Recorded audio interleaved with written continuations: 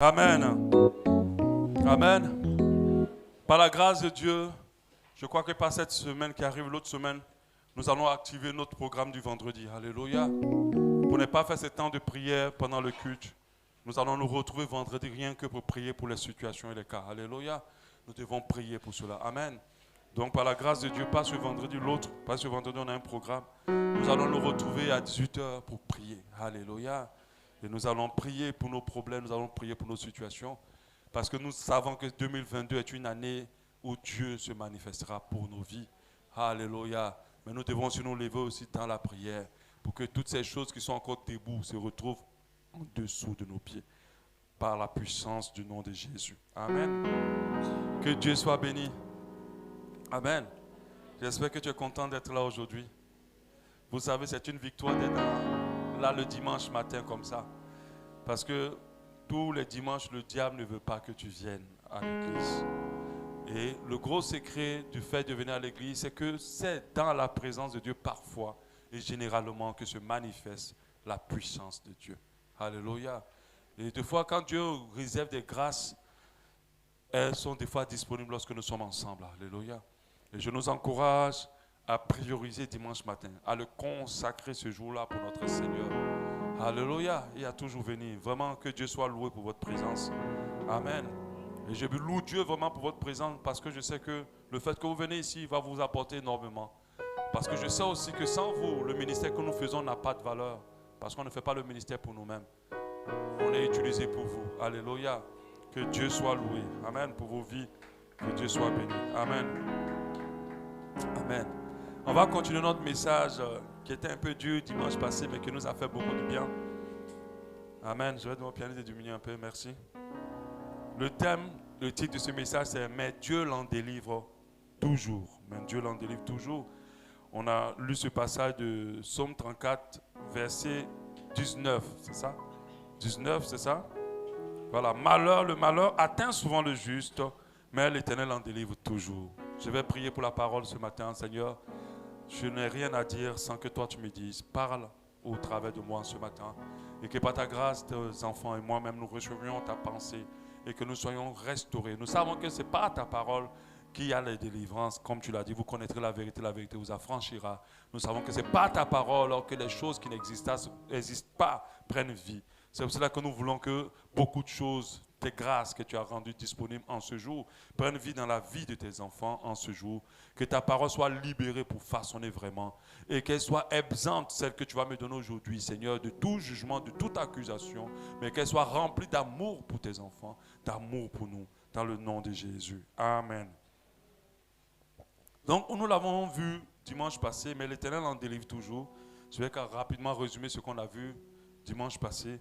Je disais que Dieu m'avait ramené sur ce verset-là de « Le malheur atteint souvent le juste, mais l'Éternel en délivre toujours ». Et le Seigneur m'avait attiré mon attention sur le souvent. Il avait dit que le souvent était très important. Si on dit le malheur atteint le juste, l'Éternel en délivre toujours, ce n'est pas la même chose que le malheur atteint souvent le juste et l'Éternel l'en délivre toujours. C'est le passage de Psaume 34 au verset 19. Hein? 20, c'est verset 20. Ah, d'accord. Mais pourquoi chez moi c'est 19 ici? Chez moi c'est 19. Hein? Chez d'autres c'est 20. Chez moi c'est 19. Voilà. Il arrive qu'on a des versions qui ont des versets différents. Voilà. C'est pour ça que quand vous lisez des fois la Bible, vous allez voir des parenthèses et puis on va vous mettre encore où ce verset peut se trouver dans la Bible de quelqu'un d'autre. D'accord? Chez moi c'est 19. Amen. Donc, je disais que le souvent, Dieu m'a dit le souvent, il est très important. Et des fois, nous le sautons dessus. Parce que comment nous comprenons le verset? Nous comprenons qu'il peut nous arriver des choses difficiles, mais Dieu nous en délivre toujours. Or, le souvent veut dire fréquemment. Le souvent veut dire un grand nombre de fois. Le souvent veut dire de nombreuses fois. Donc, pour dire que, si on reprend ce verset, le malheur atteint de nombreuses fois le juste. C'est le malheur atteint fréquemment le juste, mais Dieu l'en délivre toujours parce qu'il faut compléter cela à chaque fois. Alléluia. Le Saint-Esprit m'a dit par la suite que si nous voulons marcher avec Dieu, attendons-nous à beaucoup de problèmes. Attendons-nous à beaucoup de difficultés. Attendons-nous parfois à beaucoup de souffrances. Alléluia. Que l'évangile où on nous prêche pour dire que quand tu viens à Jésus, tu n'auras plus de problème n'est pas un évangile très juste par rapport à la parole de Dieu. Ce n'est pas un évangile correct. Parce que quand on vient à Jésus, lorsqu'on décide de marcher dans ce monde d'injuste, de manière juste, on aura des problèmes. Quand on décide de marcher dans ce monde où les gens ne se sont pas confiés à Dieu et que nous décidons de nous confier à Dieu complètement, on va souffrir. Parce que le juste, c'est celui qui a fait de Dieu sa vie. Le juste, c'est celui qui a mis Dieu d'abord et il a laissé le reste. Et quand c'est comme ça, ça ne va pas être facile. Ça ne va pas être facile. Aujourd'hui, il y a des femmes qui ont construit des maisons et qui vivent très à l'aise parce qu'elles ont décidé de coucher. Juste pour ça, elles sont bien dans ce monde. Mais à cause du fait que toi, tu ne veux pas céder à ça, tu vas souffrir. Il va arriver un moment où on va te chasser pour ton loyer. Il va arriver un moment où tu ne pourras pas manger. Parce que tu as décidé de suivre Dieu. Ce verset-là veut dire que lorsque nous allons nous accrocher à Dieu, ça ne va pas être facile pour nous. Lorsque nous voulons marcher droitement, ça ne va pas être évident pour nous. Et quand j'ai lu ça, j'ai compris, comme je l'avais dit, la pensée du prophète Samuel qui a donné ce nom Ebenezer, en disant jusqu'ici l'Éternel m'a toujours secouru. Jusqu'ici l'Éternel nous a secourus. Et je comprenais la pensée de quelqu'un qui a eu beaucoup de problèmes. Mais à chaque fois qu'il avait des problèmes, Dieu venait toujours le secourir. Et c'est ce qu'il est en train de dire. Le Saint-Esprit te dit ce matin, si tu veux vivre correctement avec Dieu, la vie ne va pas être facile pour toi. Mais sache que tout ce qui va t'arriver, Dieu va toujours te sortir de là. Si tu n'as pas compris, tu auras tendance à voir le malheur perdurer, s'imposer à toi. C'est parce que tu n'as pas compris. Les enfants de Dieu pensent que les problèmes sont pour les autres. En fait, les problèmes sont plus même pour nous. Ce n'est pas pour les autres, c'est même encore plus pour nous, les chrétiens, qui veulent marcher droitement avec le Seigneur. Amen. J'ai dit oui, Saint-Esprit, tu as raison. Quand il était dans un taxi quand il m'expliquait ça. J'ai dit oui, tu as raison. J'ai dit oui, tu as raison. J'ai dit oui, tu n'as pas tort. Parce que depuis que j'ai accepté le Seigneur, depuis 2000 jusqu'à maintenant, ce n'est pas facile. Des fois, on regarde les autres, on dit, ils font comment? Mais parfois, ils ont fait autrement. Parfois, ils ont fait autrement. Comme nous sommes dans un monde d'apparence, on ne peut pas savoir comment chacun a eu ça pour lui. C'est pour ça que nous sommes frustrés et des fois découragés. Parce que les autres prient aussi comme nous, mais on ne comprend pas pourquoi c'est nous seuls qui avons des problèmes, comme si on avait pissé chez Dieu. C'est pour nous, c'est dur. J'aimerais dire à quelqu'un ce matin, ce n'est pas anormal que tu aies des problèmes. Ce n'est pas anormal que tu aies des problèmes. La vie chrétienne est une vie de preuve. Parfois de persécution, d'humiliation de foi, de difficultés, d'échecs. Et pas malheureusement, parce que heureusement, puisqu'on continue à la fin, on comprend, de maladies aussi. Mais Dieu nous délivre toujours. Si on ne complète pas ça, on vous enseigne mal. On doit vous faire comprendre que vous aurez des problèmes, mais Dieu vous sortira toujours de là. Sinon, on vous enseigne mal. Quand nous observons la vie de Daniel, Joseph, David, Abraham, Esther et tous ces hommes qu'on prend leur nom pour mettre sur nos enfants, eux, des fois on se rebaptise. Alors non, leur vie n'a pas été facile. Ça a été difficile. Il paraîtrait que Joseph a fait 17 ans de souffrance. De la promesse à l'accomplissement. 17 ans. De faim, de souffrance, d'humiliation. Parce que si on te vend en tant qu'esclave, on t'a vraiment humilié. Toi, seulement le petit truc qu'on t'a dit là, tu t'es senti humilié. Mais quand on te prend en esclavage, tu n'as plus de dignité. C'est l'humiliation la plus extrême d'être un objet pour quelqu'un. D'appartenir à quelqu'un comme un objet qui t'achète. Amen. Dieu te dit ce matin que la situation va t'atteindre, mais lui ne va jamais t'abandonner. Il va te sortir de là parce que c'est le Dieu de puissance. On avait lu quelques versets qui nous ont confirmé. Je vais lire seulement 15 par un résumé. 2 Timothée 3:12. Pour toi, tu as suivi de près mon enseignement. Il parle, l'apôtre Paul parle à l'autre, certainement à Timothée. Ma conduite, mes résolutions, ma foi, ma douceur, ma charité, ma constance. Il dit, tu as suivi tout, la manière dont je me comporte et comment je vis. Mais il complète encore mes persécutions, mes souffrances. Après, il ajoute, à quelle souffrance n'ai-je pas été exposé en Antioche, à Icône et à Lydre? Il dit, qu'est-ce qui ne m'a pas arrivé? J'ai subi toutes sortes de souffrances. Il paraîtrait que Pierre, tout ce qu'on cherchait à faire pour le tuer ne marchait pas. C'est pour ça qu'on l'a isolé sur l'île de Patmos. Tellement les gens voulaient lui faire du mal. Lisez bien le livre de l'apôtre Paul. Quand vous êtes dans les Actes et vous continuez un peu. À chaque fois, il était emprisonné. À chaque fois, il était humilié. On dit, quelle persécution n'ai-je pas supporté? Et le Seigneur, c'est cette belle phrase qu'il a ajoutée, m'a délivré de toutes. Il dit, quel problème je n'ai pas vécu? Mais Dieu m'a délivré de tous mes problèmes. Il n'y a pas un seul problème qui a réussi à prendre le dessus sur moi. Et il dit, oh, tous ceux qui veulent vivre pieusement en Jésus-Christ vont souffrir. C'est ce que je suis en train de vous dire ce matin. Si tu veux ranger ta vie et marcher correctement pour les voies du Seigneur, ça ne va pas être facile. Amen. Alors la souffrance aujourd'hui, on ne l'associe pas à la vie des chrétiens. Dès que tu commences à avoir des problèmes, on va dire que tu as péché. On va dire que tu n'as pas prié assez. Tu n'as pas assez de foi. Tu n'es pas spirituel. Parce que normalement, quand tu pries vraiment, les choses doivent se passer. Et c'est un mensonge que beaucoup de faux prophètes utilisent pour endoctriner les enfants de Dieu. Parce que l'enfant de Dieu, dès qu'il y a complication, il se dit que Dieu a un problème avec moi. Amen, non. Amen. La souffrance fait partie aussi de notre partage. Le comprendre, ce que je suis en train de transmettre, va te sortir de la confusion.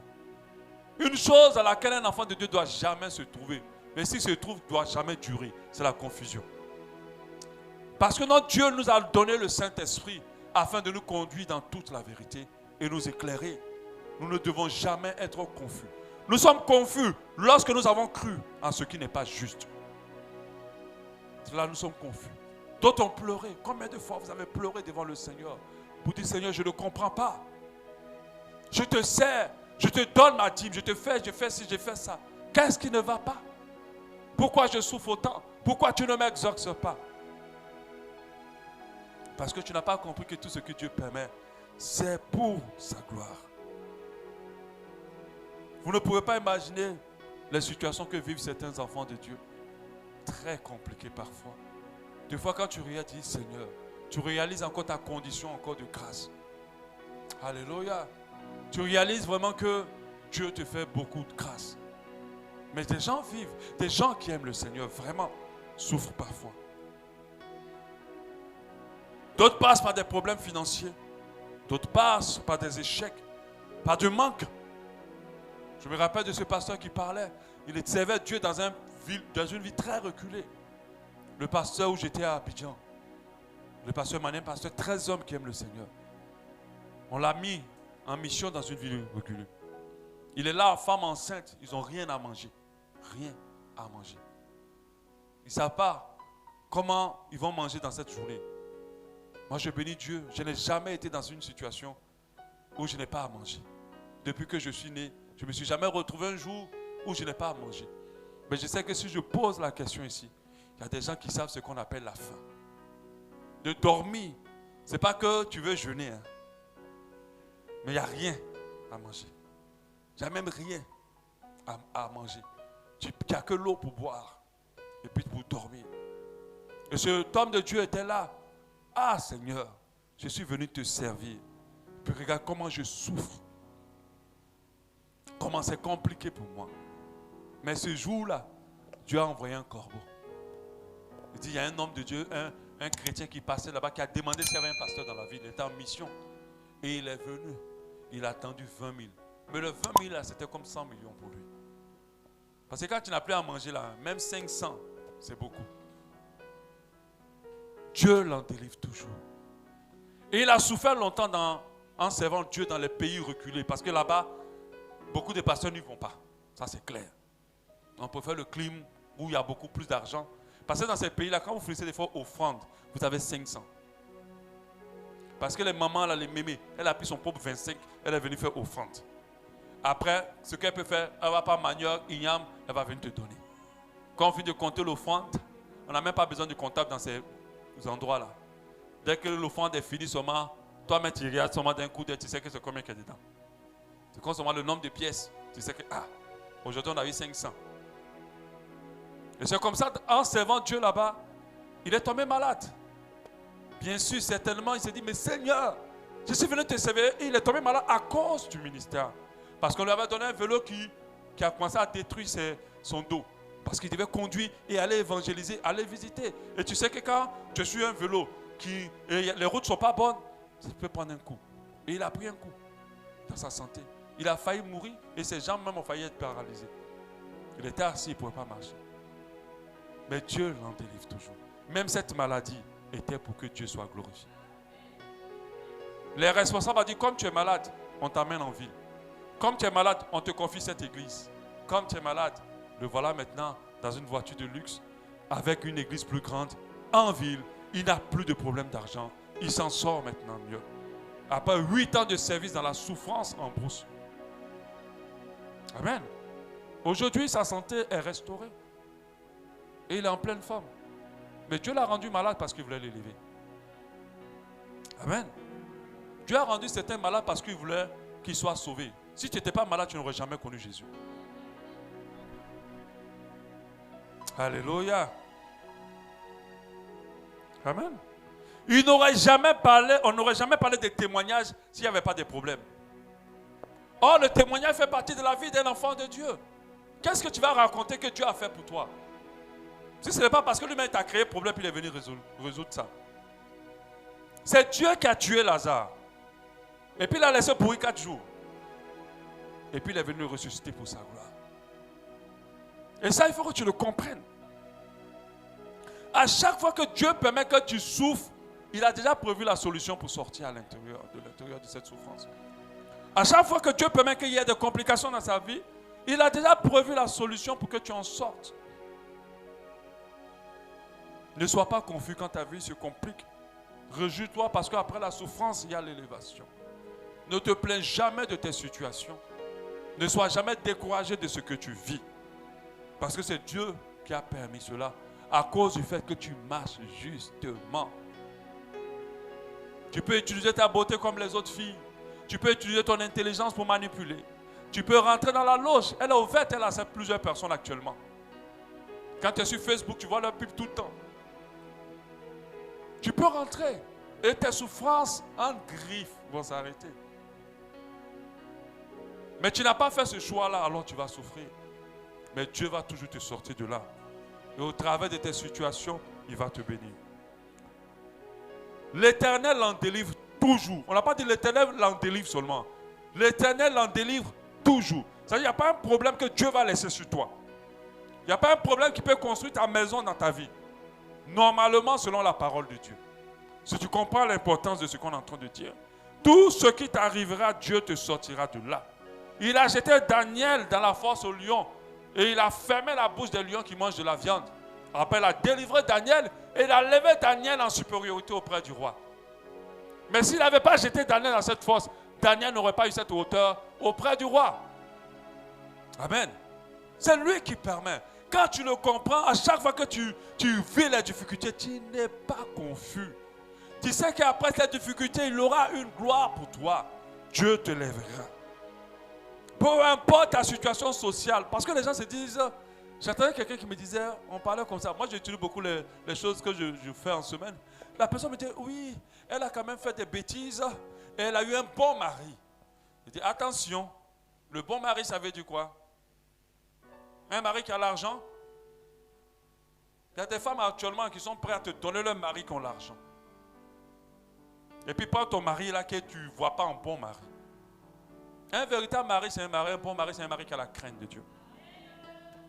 Un mari qui t'aime tel que tu es. C'est tout. Le reste là, c'est superflu. Oh, elle a eu un bon blanc. C'est quoi un bon blanc?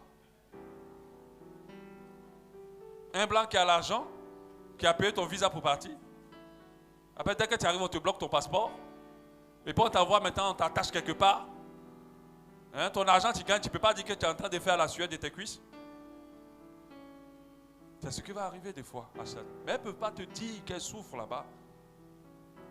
Bon mari, s'il n'a pas la crainte de Dieu, il n'est en rien bon. Je souhaite à toutes les femmes célibataires d'avoir un bon mari qui a la crainte de Dieu. Parce que celui qui a la crainte de Dieu ne va jamais te tirer dans ce qui ne glorifie pas Dieu. Alléluia. Dieu n'abandonne jamais le juste. C'est pour ça que je veux parler à un juste. Ne sois pas confus. Tant que tu acceptes de demeurer dans les voies de Dieu, je t'assure, il ne t'a jamais laissé. Tous les problèmes qui t'arrivent, c'est parce qu'il veut te lever encore davantage. Il n'abandonne jamais le juste. Amen. Et le verset, on ne va pas le lire. Il n'est pas normal pour un grand enfant de Dieu de souffrir. Il n'est pas normal pour un enfant de Dieu d'être malade. Il n'est pas normal d'un enfant de Dieu de se retrouver des fois dans certains combats spirituels. Il n'est pas normal. Ça fait partie des persécutions lorsque nous décidons de marcher avec Dieu. Si tu ne supportes pas cela, tu vas être confus. Si tu n'espères pas au secours du Seigneur, tu vas être confus. La vérité dans la Bible, c'est que lorsqu'on marche justement avec Dieu, il y aura quand même des difficultés. J'aimerais dire à quelqu'un, crois. Dieu va toujours te délivrer de tout ce qui t'attend. Est-ce que tu le crois ce matin? Je ne sais pas exactement ce que tu vis, mais sache que la délivrance de Dieu est déjà armée pour te sortir de là. Je ne sais pas par quoi tu passes, sache que la provision de Dieu est déjà ouverte pour répondre à ton besoin. Alléluia. Je ne sais pas la solitude dans laquelle tu passes, sache que le mari ou la femme que Dieu a réservé pour toi est déjà préparé pour toi. Scellé même pour toi. Alléluia. Dieu va te l'envoyer. Dieu va te délivrer de la solitude. Dieu va te délivrer du manque. Dieu va te délivrer du célibat. Alléluia. Quand nous regardons la vie de toutes ces personnes, à la fin, il y avait la gloire. Quand on regarde la vie des mamans de Esther, non pas Esther, de Sarah. Non pas Sarah, oui c'est Sarah, non. À la fin, il y avait la gloire. Elle était mère d'une multitude de nations. Pareil pour Rebecca et pour tout le reste. Dieu est fidèle. J'aimerais dire à quelqu'un que Dieu agit encore aujourd'hui. Il agit encore aujourd'hui au nom de Jésus. Il est encore puissant encore pour te sauver, pour te guérir, pour changer ta situation, pour te donner un travail, pour t'exaucer, pour te donner un enfant. Mais sache qu'il te fait passer par des situations pour qu'il se glorifie. Vous savez que le ministère de certaines personnes ont commencé après l'action de Dieu dans leur vie. Après le miraculeux de Dieu. Des fois, ton ministère ne peut pas être authentique tant que tu n'es pas passé par quelque chose dans lequel Dieu va se glorifier d'une manière extraordinaire. Après ça, ton ministère va prendre une dimension même que les gens vont dire, waouh, ça c'est un ministère authentique. Il n'y a pas de ministère authentique sans témoignage. Il n'y a pas. Il n'y a pas de ministère puissant sans témoignage. Amen.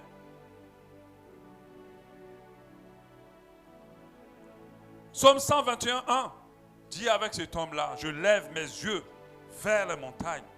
Je lève les yeux vers les montagnes. D'où me viendra le secours? Le secours me vient de l'Éternel, qui a fait les cieux et la terre. Il ne permettra point que ton pied chancelle. Celui qui te garde ne sommeillera point. Ça, c'est une parole qu'on doit sceller dans notre cœur comme promesse. Ce que j'aimerais rajouter, c'est que malgré les souffrances, Dieu a réservé une fin glorieuse pour toi. Il a réservé quelque chose d'extraordinaire. Quand on voit tous ces personnages, aujourd'hui on donne le nom de David à nos enfants. Pas par rapport au parcours de David, par rapport à la gloire dans laquelle Dieu l'a amené. Alléluia. Parce que le parcours de David a été compliqué, difficile. Ça n'a pas été facile. Mais Dieu a élevé son nom. Joseph a souffert. Mais Dieu a élevé le nom Jésus, même encore plus grave, ça a été compliqué. Il y a un verset qui résume un peu la pensée. Marc 10, 29 dit, Jésus répondit, Marc 10, 29, je vous dis en vérité, il n'y a personne qui, ayant quitté à cause de moi et à cause de la bonne nouvelle, sa maison, ses frères, ses sœurs, sa mère, son père, ou ses enfants, ou ses terres. C'est-à-dire qu'il n'y a personne qui a abandonné toutes ces choses à cause de moi. Il n'y a personne qui souffre à cause de moi. Ne reçoit vos centuries. Il dit présentement dans ce siècle-ci. Ça veut dire que Dieu va d'abord se glorifier dans ta vie ici d'abord. Alléluia. C'est vrai que nous verrons sa gloire là-bas. Mais nous allons commencer à goûter aux prémices de sa gloire ici-bas. Dans ce siècle-ci, des maisons, des frères, des sœurs, des enfants, des terres, avec des persécutions. C'est là qu'il est par là maintenant. Il devait s'arrêter sur des terres. Il a rajouté avec des persécutions, avec des difficultés, avec des souffrances. Et dans le siècle à venir, la vie éternelle. Si tu as laissé un bon mari en griffe à cause de Jésus, parce que cette personne ne glorifie pas Dieu, Dieu te donnera un mari. Si tu as laissé une fausse femme, une bonne femme, la femme qui a le couple que tu veux, à cause de Jésus, Dieu va te donner une femme de loin excellente que celle que tu as laissée. Avec Dieu, nous laissons ce qui ne glorifie pas Dieu pour avoir ce qui est excellent. Alléluia. Amen. Avec des persécutions. La fin de tout enfant de Dieu qui marche justement est glorieuse. Les situations de tout enfant de Dieu se terminent par des situations glorieuses. Elles ont une fin glorieuse. Mais pendant que nous vivons ces situations, comment nous devons nous comporter? Comment nous devons nous comporter? Quand nous prononçons ce puissant psaume-là, quand je marche dans l'ombre de la vallée de la mort, on parle de la souffrance. Mais j'aimerais te dire, pour terminer, pas pour terminer cet enseignement, pour dire qu'à la fin, Dieu dressera une table devant, en face de tes adversaires. À la fin, il va au moins d'huile ta tête et ta coupe va déborder. Oh, tu es passé par l'ombre de la vallée de la mort. Hein? À la fin, oui, le bonheur et la grâce vont t'accompagner. Tous les jours qui vont te rester. Et tu resteras toujours dans la maison de l'Éternel jusqu'à la fin de tes jours. Voilà la fin de toutes les situations des enfants de Dieu. Amen. Une table nous attend après le passage dans la vallée de l'ombre de la mort. Dressé que Dieu a déjà préparé. C'est une grave erreur de ne pas le croire. C'est une grave erreur de penser que parce que je souffre, c'est que j'ai un problème. Parce que je souffre, c'est que Dieu ne m'aime pas. Parce que je souffre, c'est que...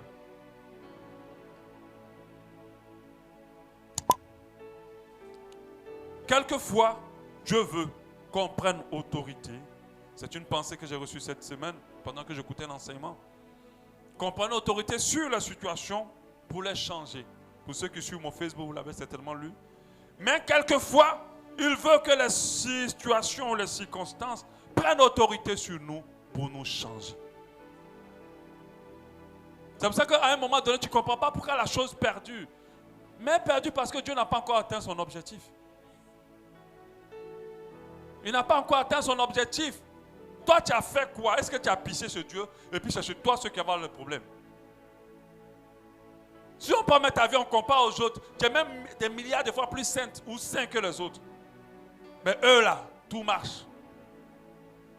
Pourquoi? Parce que Dieu a un objectif dans ta vie. Si la situation perdure, c'est pour te changer. Et tant que Dieu n'obtient pas ça, ça va continuer. La parole de Dieu nous dit en Luc 2, 52. Jésus croissait en sagesse. Luc 2, 52. Il croissait en sagesse, en stature et en grâce devant Dieu et devant les hommes. Il croissait en sagesse, en stature et en grâce. Mais nous devons comprendre que la vie que nous menons est faite de succession de problèmes, de preuves. Nous sortons d'une preuve pour entrer dans une autre épreuve. Je vous assure. Si tu observes bien la vie, c'est comme ça. Tu finis de régler un problème, tu rentres encore dans un autre. Et ça ne finit pas. On résout un, et un petit temps, on se calme un peu, on se repose. On rentre encore dans un autre. Et c'est comme ça tant qu'on est dans ce monde. Ne croyez pas que les riches n'ont pas de problèmes. Ils ont des problèmes. Des fois, leurs problèmes là même peuvent enlever tous les cheveux que vous avez. C'est plus compliqué que ce que vous vivez. C'est une suite de preuves. Mais pendant ce parcours-là, nous grandissons en sagesse, en stature et en grâce. La sagesse, c'est que maintenant notre compréhension de la vie commence à devenir plus sage. En stature, ça veut dire que Dieu commence à maintenant nous rendre un peu plus grands. Et puis en grâce, la grâce de Dieu commence maintenant à nous accompagner. Et ça, vous devez le comprendre. Et cela n'est pas possible sans épreuve. Il n'y a pas de croissance sans épreuve. Il n'y a pas de sagesse sans épreuve. Il n'y a pas de croissance en stature sans épreuve. Il n'y a pas de grâce ou de croissance en grâce sans épreuve. Notre Seigneur est le modèle qui est passé par tout ça. Et c'est pour ça qu'il grandait à tous ces nouveaux. C'est un modèle de souffrance. Alléluia. Quand le Seigneur Jésus nous demande de porter notre croix, c'est pour ça. Porter sa croix, c'est de souffrir. Alléluia. Comme je vais terminer l'enseignement aujourd'hui, je pense avoir libéré beaucoup de choses. Je vais directement attaquer de qu'est-ce que Dieu attend de nous. Je vais sauter un peu. Qu'est-ce que Dieu attend de nous lorsque nous vivons le temps difficile? Qu'est-ce qu'il attend de nous? Lorsque la souffrance et les complications viennent nous trouver, pendant que nous ne nous reprochons particulièrement rien. Qu'est-ce qu'il attend de nous? Amen. Avant de le répondre, je vais me baser sur une petite expérience dans les eaux. C'est avec les huîtres. C'est avec les huîtres. Et de la manière dont ils fabriquent les perles. Savez-vous que les perles que les huîtres produisent sont le résultat d'une adversité par rapport à leurs coquilles, un problème qu'ils ont dû affronter. Je vais vous expliquer pourquoi. En effet, les huîtres, vous connaissez, ils se ferment comme ça, voilà. Et c'est dedans qu'on sort les perles. Et vous savez que les perles ont beaucoup de valeur. Elles sont chères. On fait des colliers comme ça ronds, on fait des petits boucles aussi, on fait plein de choses. Il y a des femmes même qui font des robes en perles et c'est très très très cher. Ce n'est pas des choses qui sont comme ça. Ça s'approche même de la valeur de l'or, les perles. Si j'avais bien préparé, peut-être que j'aurais mis une image avec les perles à l'intérieur.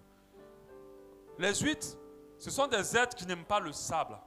Ils sont dans le sable, mais il ne faut pas que le sable rentre dans leur coquille. Quand un grain de sable rentre dans leur coquille, ça commence à les blesser à l'intérieur. Donc, ça leur crée des problèmes. Et ils doivent s'en débarrasser. Et quand ils ne peuvent pas s'en débarrasser, ils commencent à recouvrir le grain de sable de ce qu'ils appellent du nacre. Du nacre. Ils recouvrent. C'est-à-dire que comme je ne peux pas te rejeter, comme je suis obligé de te supporter, je vais te couvrir. Quand ils couvrent, c'est ça ce truc blanc là qui fait la perle. Donc ça veut dire, son problème lui permet de livrer quelque chose de valeur. Il a un grain de sable qui est venu le déranger et qui peut même le tuer. Il a recouvert et à la fin il produit des perles à grand prix. Tu dois comprendre que toutes tes situations, certains tu ne peux rien faire pour les arrêter. Parce que d'autres pensent que c'est en bougeant, en faisant ça que je vais changer ma situation. En envoyant quelqu'un ici, en se levant, il y a des gens pour eux, dès qu'il y a un problème, 10 jours de jeûne, 20 jours de jeûne, prière. Non, arrête ça. Des fois, il faut laisser, il faut dire bienvenue. Assieds-toi là dans ma vie. Amen. Il ne faut pas chasser. Il ne faut pas chasser. Bienvenue. Parce que ce problème, cette situation va te permettre de produire une perle de grande valeur qui va te servir dans ta vie. Alléluia. Et c'est ce que les huîtres font. Donc, que faire lorsqu'on est dans des situations? D'abord, c'est de comprendre l'enseignement qu'on est en train de donner. Oui, les problèmes font partie de la vie des enfants de Dieu. Oui, nous pouvons avoir aussi des complications.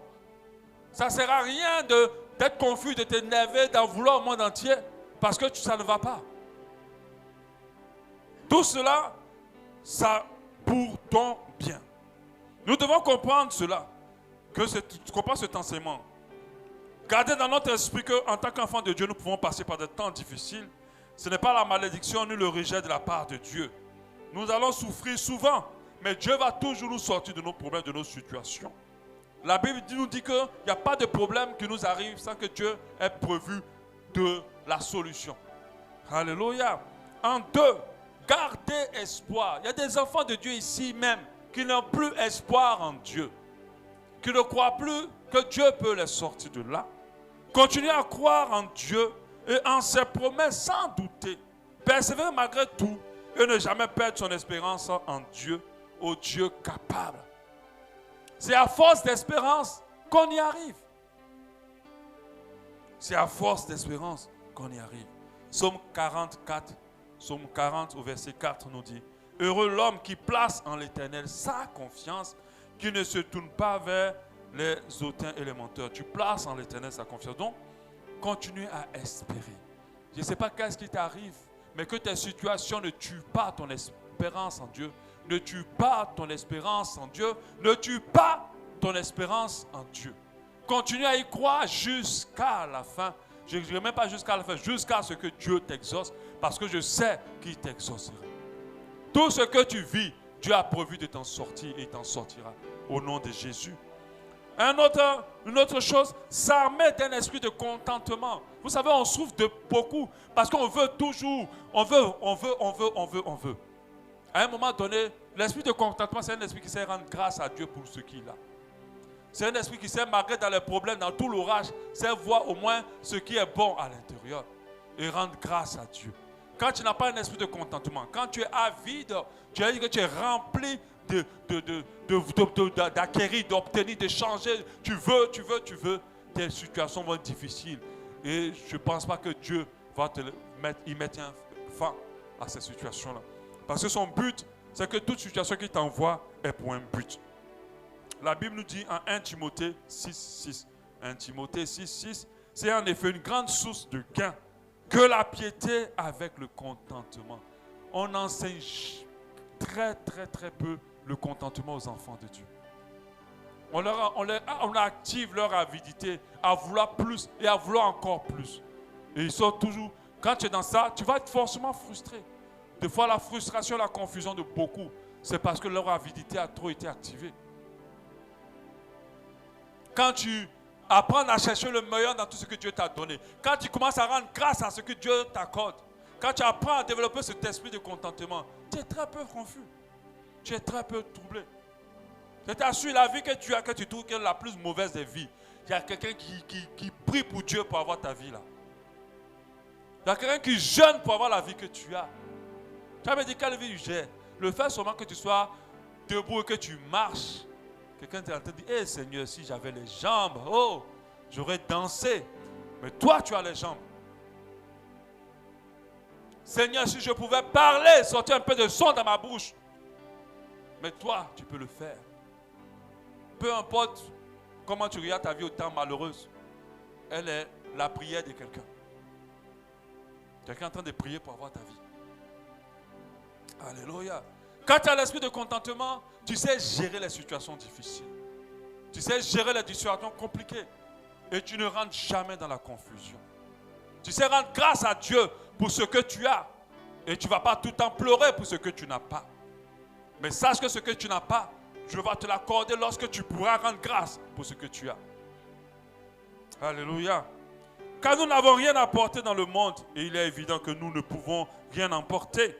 Si donc nous avons la nourriture et le vêtement, cela nous suffit.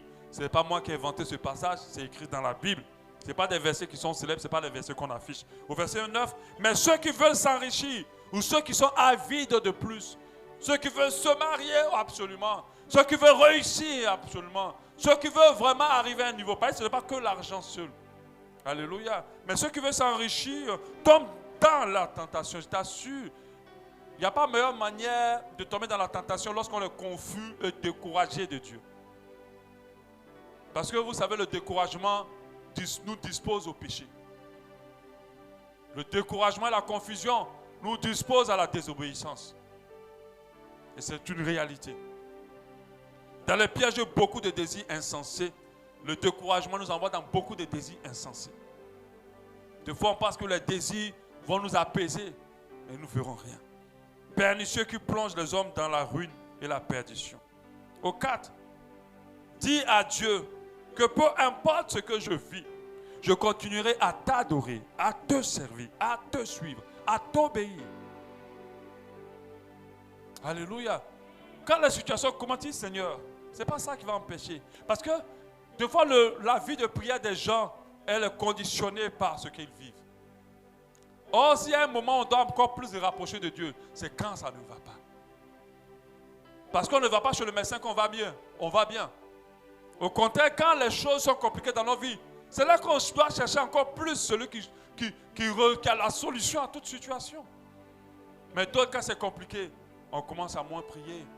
On n'est plus au taquet pour le service à Dieu. On n'est plus engagé vraiment. On commence à se refroidir. Parce qu'on estime que quand on fait, Dieu doit toujours répondre. Je vais dire une chose que tu dois retenir vraiment avant de sortir de là. C'est vrai qu'on peut faire plusieurs choses pour avoir Dieu agir. Mais nous ne pouvons pas prendre autorité sur Dieu. Nous n'avons pas la capacité de manipuler Dieu. Ce n'est pas parce que tu as fait 30 jours de jeûne que Dieu va t'exaucer. Alléluia. Des fois, ton exaucement est simplement dans des choses très simples. De connaître ce que Dieu veut. C'est tout. Si tu sais ce que Dieu veut, Dieu va agir. Alléluia. Et un élément aussi qui est très important. Parfois, nos situations compliquées peuvent être produites par quelqu'un ou un groupe de personnes qui nous font du mal et qui veulent nous détruire. Qui nous combattent injustement. Qui nous rabaissent injustement. Alors, dans ces situations, répondons par l'amour. Répondons par l'amour. Pardonnons surtout. Celui qui garde quelque chose dans son cœur n'est pas en train de gérer la situation comme Dieu veut. Vous savez, Dieu veut nous briser. Il veut qu'on soit vidé de nous. Complètement de nous. Alléluia. Et qu'il prenne toute la place. Des fois, il va permettre des situations dont nous ne comprenons pas. Des fois, qu'il vienne mettre des personnes que nous considérons, que nous respectons. Mon frère, ma soeur, prends-le comme cette épreuve pour te façonner, te rendre meilleur. Moi, j'ai l'habitude de dire deux fois à ma femme, je lui dis, ce n'est pas parce que quelqu'un t'a fait du mal qu'il est mauvais. Il y a des gens mauvais et puis il y a des gens qui te font du mal. Ce n'est pas pareil. Dans la vie, dans les relations que nous avons, même les gens que vous aimez vont vous blesser. C'est normal, mais ce n'est pas pour autant qu'ils sont mauvais. Ce n'est pas pour autant qu'ils ne vous aiment pas. Alléluia. Vous devez tout le temps, même si c'est des vrais ennemis qui s'opposent à vous, la parole de Dieu nous dit, aimez vos ennemis. Supportez. Mais quand votre cœur ne fait que tourner parce que vous estimez que quelqu'un vous a fait du mal, vous n'êtes pas en train de comprendre cette vérité qui va vous aider pour que Dieu vous élève. Dieu n'élève jamais ce qui n'a pas été rabaissé. Parce que pour élever quelque chose, il faut le prendre en bas. Si tu es déjà en haut, il va t'élever comment? Si tu te mets en haut, Dieu va t'élever comment? Dieu va permettre des temps et des circonstances pour qu'on te rabaisse et que lui vienne te relever et te lever, afin que tous ceux qui te mettent en bas voient que le Dieu que tu sait élever les gens. Alléluia. Arrête de te battre pour ton élévation. Arrête de te battre pour ta réputation. Arrête de te battre pour ton image. Plus tu te battras, plus ça descendra. Accepte de fois d'être dépouillé. La Bible dit que si on prend ton manteau, donne l'autre manteau. Mais il y a des gens, non. Tu ne peux pas prendre le manteau, ils vont te donner l'autre. Ils doivent réagir à chaque situation que tu leur fais subir. Et ils ont besoin de ça. Parce qu'à chaque moment, ils se sentent rejetés. À chaque moment, ils se sentent méprisés. À chaque moment, ils se sentent rabaissés. Mais accepte qu'on te rabaisse. Pour que Dieu puisse t'élever. La parole de Dieu nous dit, en Romains 12, 21, ne te laisse pas vaincre par le mal. C'est-à-dire quand quelqu'un te fait le mal, ne laisse pas qu'il s'arrête la victoire sur toi. Mais surmonte le mal par le bien. Donc agis en bien. Si quelqu'un ne t'a pas parlé avec respect, parle-lui avec respect. Si quelqu'un t'a méprisé, accorde-lui de la considération. Si quelqu'un t'a frustré, ne va pas déverser ton amertume sur cette personne. Ne fais pas ça. Si tu estimes que tu dois parler avec cette personne, laisse Dieu d'abord t'appuyer. Afin que lorsque tu parleras à cette personne, il n'y ait aucune amertume dans tes mots. Alléluia. Mais surtout, rends le mal par le bien. Amen. Si nous réagissons comme ça dans les situations, non seulement l'objectif de Dieu va être atteint, parce que Dieu crée toute situation pour un but, et nous allons, comme l'huître, les transformer en perles pour nos vies. Je vous assure, beaucoup des problèmes qui arrivent à certaines personnes cachent l'élément pour l'explosion de leur destinée. Ce qu'il faut pour que leur vie explose, et que leur ministère explose, ou que leur vie entre dans un autre tournant. Écoutez la majorité des success stories. C'est des gens qui ont réussi dans leur vie. Ils vont toujours dire ça à partir d'un problème. On m'a minimisé, on m'a négligé, mais j'ai continué toujours à être fidèle à mon poste. Et puis un jour, Dieu a fait grâce. Parce qu'il a vu comment j'étais dépouillé de moi et comment j'étais prêt à me rabaisser pour rien, malgré ce que les gens faisaient. Et puis il m'a élevé. Alléluia. Et il m'a élevé. Pour terminer, je raconte cette histoire de cette dame qui travaillait pour une autre dame dans une entreprise. Elle était ménagère, elle nettoyait. Mais c'est vrai qu'elle avait fait l'école, mais elle était juste ménagère. Et des fois, les femmes ou des hommes qui ont des cœurs méchants ont le besoin de tout dominer les autres pour se sentir importants. Ça arrive. Or, c'est très important de respecter l'autre. Peu importe ce qu'il est. Même si c'est un ménagère, il faut lui parler avec respect. Et je dis aux femmes qui sont ici, vous qui avez des ménagers ou des employés, je vous assure, même si elles font les bêtises qu'ils font, ne les insultez pas, tu es trop bête. Comment tu peux... Ne les traitez pas. On ne peut pas traiter la création de Dieu comme si c'était n'importe quoi. La création de Dieu a de la valeur. Alléluia. Donc, on la méprisait dans cette entreprise, mais cette femme ne se plaignait pas, elle faisait son travail. Devant même le mari, parce que le mari de la dame qui avait l'entreprise, c'était le chef. Devant même le mari, elle méprisait la pauvre dame. Mais elle travaillait, elle était toujours à son poste. Jusqu'à ce que le mari, elle se fâche un jour, elle prend la tête, elle renvoie la ménagère. La ménagère, il n'y a pas de problème, injustement en plus. Parce qu'il y a des femmes, même si tu leur as rien fait, juste parce que tu es un peu plus belle, elles voient que tu veux coucher avec le mari pendant que tu n'as rien à foutre avec le mari. Et elles vont commencer à te casser. Il y a d'autres femmes qui sont victimes de leur beauté. Hein. Partout où elles vont, on les combat. Voilà, la beauté aussi est dangereuse. Donc, des fois, il ne faut pas se faire trop belle. Partout où pas, elles ont des ennemis automatiquement à l'instant. On veut les casser. Et c'est comme ça que cette fille-là a subi. Quand on l'a chassée, le mari de l'autre dame, il a pris tout l'argent pour aller jouer au casino. L'entreprise est tombée. Et il a dit, cherche le travail. Quand elle part chercher le travail, elle tombe dans une entreprise, elle veut faire un entretien. C'est la ménagère là qui est devenue maintenant la responsable d'une autre entreprise où vous voulez rentrer. Mais qu'est-ce qu'elle a fait? Si c'était toi, la vengeance aux deux visages. Dieu t'a déjà élevé. Tu as encore fait parler encore en bas avec les gens d'en bas. Hein? Tu es en haut, comment tu fais encore parler avec les gens d'en bas? Elle a souvent pris, elle a fait l'entretien. Normalement. Mais l'autre a demandé pardon. Alléluia. Amen. Amen. Que Dieu soit loué pour ce matin. Nous allons prier par rapport à cela. Alléluia. Je sais que sans prophétie, en tout cas, on passe tous par des problèmes actuellement là. Je sais que sans prophétie, parce que quand je vois vos visages, je sens que c'est chaud. Mais Dieu va vous délivrer de cela. Au nom de Jésus. Est-ce que tu peux prier, dire merci à Dieu pour la parole? Et puis prier.